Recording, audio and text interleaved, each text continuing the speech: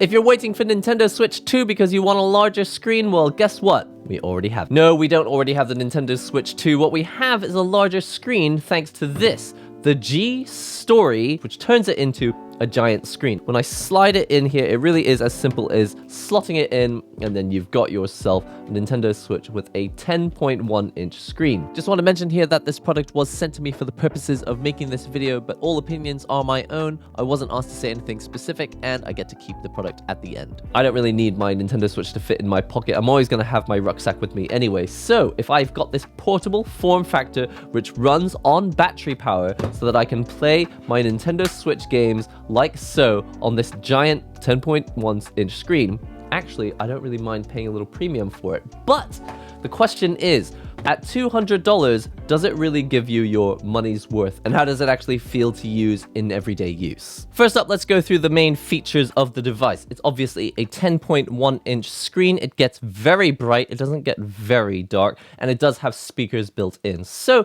all you have to do is slot the Nintendo Switch in, turn it on, and you've got basically the experience of playing a giant Nintendo Switch. You take the Nintendo Switch Joy-Cons off your Nintendo Switch like so, and then you slide them into these holders here on the side. These are not actually physical connections to the Nintendo Switch. When you plug in your Nintendo Switch like so, you still need to press the L and R buttons in order to link it up to the Switch so that you can play with them basically wirelessly, which means that you are on battery power for the Joy-Cons. So you're draining the battery of your Nintendo Switch. You're also draining the batteries of your Joy-Cons because they're not charging consistently from the Switch.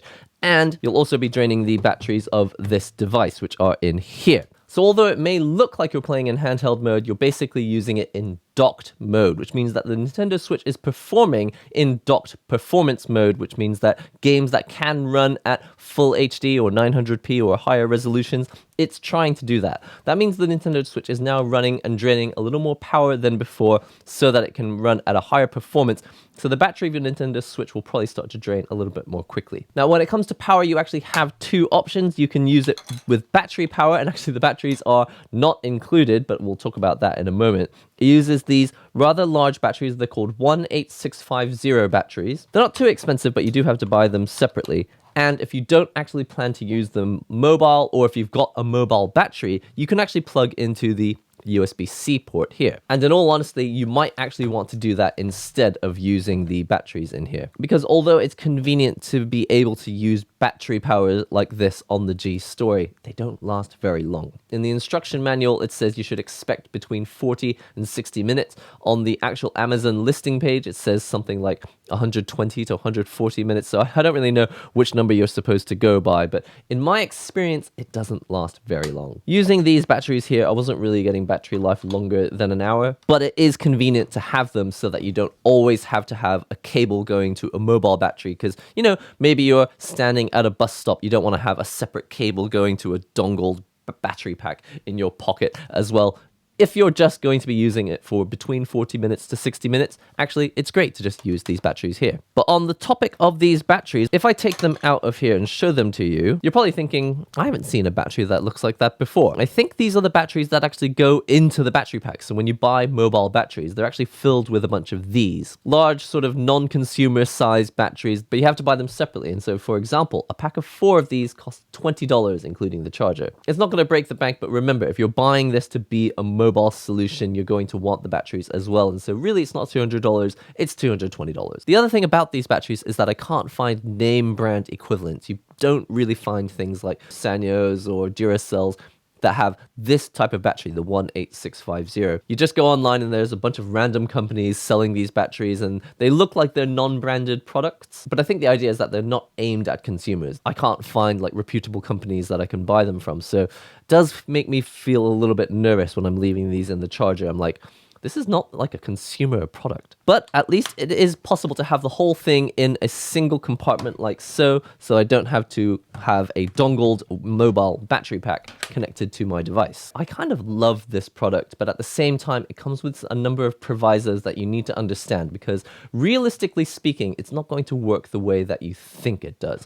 For example, in your mind, you're probably thinking, okay, it's a giant Nintendo Switch that's going to last as long as a Nintendo Switch and be as convenient. But in real use, what you should expect is that it's actually going to be exactly what you want for like 40 minutes. Now, if you've got a mobile battery, you can kind of alleviate that issue, but the main thing is that it's not a first-party product. So it doesn't feel like a first-party product. It doesn't feel like it was intended to be used like this. It's just that when you are using it, it's true. You've just got a 10.1-inch screen in your hands, and it's significantly nicer than looking at the tiny screen that was on the original Switch. I understand that the OLED Switch had a larger screen, but even then, that's something like 7 inches, right? Now, the display is sharp, the colors are vibrant, and it does get plenty bright. It doesn't get quite as dark as I would prefer. When I'm playing with like a single lamp on in the living room and it's kind of dark at night, it does feel like it's still kind of glaring in my face. But at the very lowest setting, it's not that it's too bright, it's just I wish it could go a little bit darker. In terms of comfort, I absolutely love these grips. If Nintendo Switch 2 comes out, I really hope it's a little more ergonomic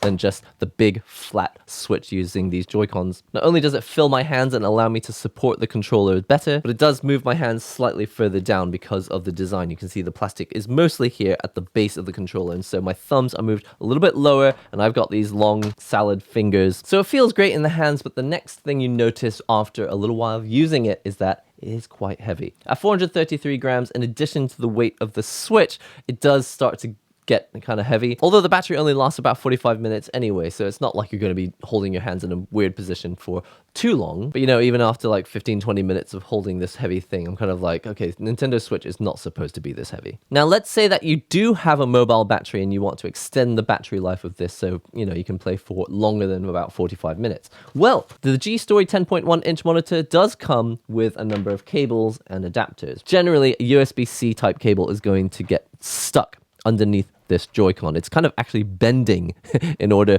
to go into the port. It doesn't even really fit. So if you have a USB cable to go to your mobile battery pack, you're going to want to use this angled USB-C adapter, and that fits in perfectly there, which means that you can now plug your mobile battery angled, have the cable coming out at a right angle from the back of the unit. Now, this does mean that you're limited with the angles that you can now use in tabletop mode. Even though you can move this kickstand out like this, you won't be able to go any further than this because it is resting up against the USB-C cable. So if you want to use it in tabletop mode, your best option is probably to just unscrew this and just remove the Joy-Con holder. But that's not very convenient, and you won't be wanting to do that all the time. You can pull your Nintendo Switch out like so, and you can actually use it using this extension cable. If you do want to use the monitor and not have the Switch actually inside here because maybe it's overheating, then you can use this included female to male USB-C cable. Even though the Switch is not actually docked inside the unit, you do have the ability to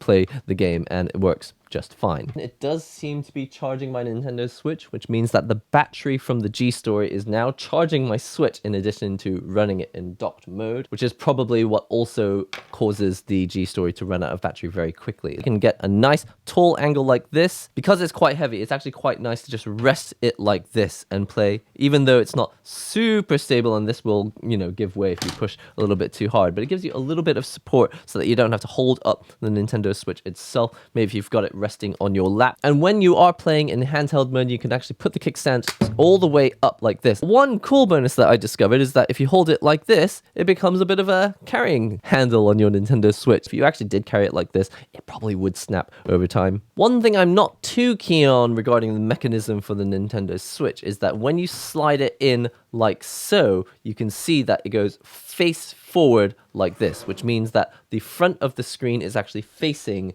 this plastic here. If some debris got stuck here or something sharp got on here and you were constantly sliding your Nintendo Switch in like this, there is a chance that any dirt on the back of here would scrape up against the Nintendo Switch when you're sliding it in, so you do have to be careful about that. But another thing that concerns me about having the Nintendo Switch slide in like this is that now any heat that comes off the back of this monitor just goes straight back into the Switch, which is also running quite hot. So this is what I'm talking about when I say it's not a first-party device. It wasn't intended by Nintendo for you to use it like this. So if your Nintendo Switch gets uncomfortably hot or to a point where it could even be dangerous, you do need to keep an eye on it. And especially if you keep this handle all the way up like so, it's kind of blocking the vent, not very much, but it's slightly blocking the vent. So if you're used to using your Nintendo Switch in handheld mode, going to the main menu and then swiping across the menus like this in order to actually change the games and change settings, You won't be able to do that on this because it's not a touchscreen. With regards to sound quality, I will say that the speakers get plenty loud. It certainly gets louder than my original Switch here from 2016. When did this thing even come out? It gets plenty loud enough, but I will say it's a little bit shrill. So actually I prefer to keep the volume quite low on these speakers because I don't really like how toppy and trebly the speakers are. When you are using this, you're in basically docked mode. And so the volume buttons on the Nintendo Switch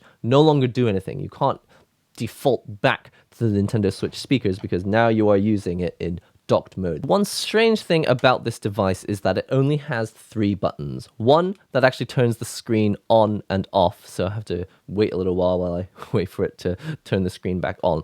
But the other 2 buttons up here, the up and the down button, those are your brightness up and down and volume up and down buttons. So you're probably wondering how that works. In order to get to brightness, you actually have to press the up button once, and then it will bring you up the brightness slider, and then you press up again in order to choose that you want changes to use higher energy consumption. Then you press OK. If you press the OK button, it turns off the screen. The OK button is also the power button. So let's try that again. In order to turn up the brightness, you press the up button, you say OK if it asks you whether you want to use more power consumption. Say yes, press the power button, press up again, and then you can change the brightness and make it, blindingly bright, or then you can turn it all the way back down, and then press the menu button, and then you can get rid of that menu. Then, if you want to go and change the volume, you have to press the down button, and then when you press up on there, it will say, do you want to increase power consumption? You say yes, you press the power button to press OK, then you press up on there, and you can actually turn up the volume, and then you can turn it back down to switch it off, and then you press the the power button to press OK and get rid of the menu.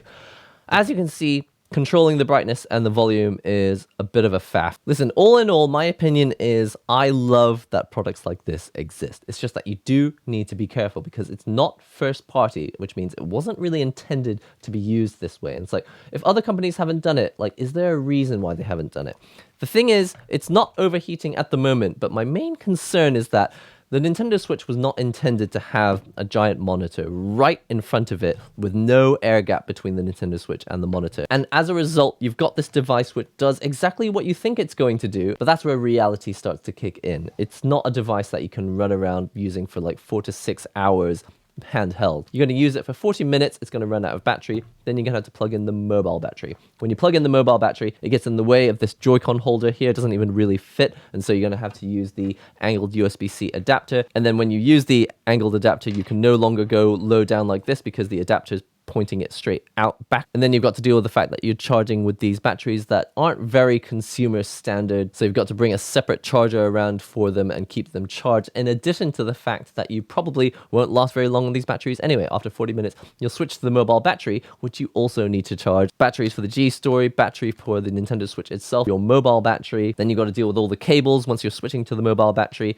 If you're only expecting to pick this up and sit on the couch with a slightly more premium experience than just using a normal Nintendo Switch with a 6-inch screen, then yeah, this is a supremely fun experience for the 45 minutes or so that you'll be using it. If you hear all that and think, that's a small price to pay for the abilities to have basically a futuristic large screen Nintendo Switch that you can carry around in your hands and actually bring around places with you, it's just maybe won't last that long on the battery, then basically, I think it's really great. But I don't want you to go in with the false expectation that this is basically like having a Nintendo Switch 2 with a giant screen and a console that lasts a really long time. Listen, that's all I've got to say about the G-Story 10.1-inch screen for the Nintendo Switch. It feels like I'm getting a taste of the future if Nintendo actually came out with an iPad-sized screen. Kind of unlikely, but I think that would be really cool. If you enjoyed this video, make sure you subscribe for more. Check out this video next if you love Nintendo Switch and gaming and accessories. That's all for now. I've been NihongoGamer. I'll see you real soon.